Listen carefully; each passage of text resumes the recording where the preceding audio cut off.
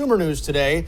We are approaching the second anniversary of the pandemic. The future looking a bit brighter today as COVID slows down, but small businesses across the state continue to struggle, and now many are asking policymakers to make changes. ABC 6 News reporter Laura Puglisi live for us in the newsroom today with more on those changes. Laura, good afternoon.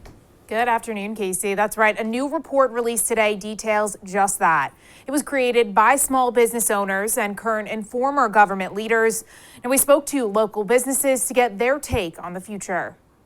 We have immensely struggled tremendously. If you ask small business owners how they're recovering from the pandemic, many will tell you just that. I was closed twice for many months on end just to keep the doors open, to try to retain my key staff, and just to keep the bills paid was very, very difficult. Brian Fitzgerald, owner of Admiral Fitzroy Inn in Newport, says staffing is the biggest problem. He's not the only one. According to a new report by Goldman Sachs 10,000 Small Business Voices, 97% of businesses hiring said difficulty hiring was affecting their bottom line. Retention, a huge issue too. 75% said they can't afford to compete on salaries. I ran about at 1/3 staff capacity all last summer. We are trying to hire for the summer season now, and we just don't see a lot of applicants even applying. It's the same story for Dr. Marianne Shallcross-Smith. She's the founder of My Child Care, a local early education program. I actually onboard 191 new employees now, 50 years in the business.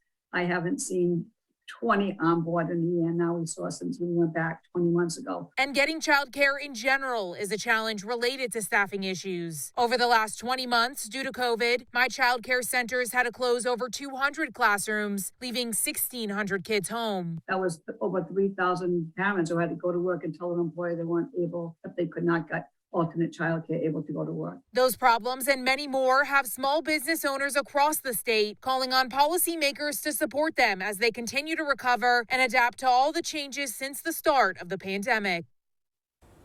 And one of those suggestions is to provide childcare resources to businesses and make it more affordable. To target the staffing crisis, they suggest support to offer retirement plans and other incentives for businesses that can't afford that. There is a long list. We have that up on our website at abc6.com. For now, live in the newsroom, I'm Laura Puglisi, ABC 6 News.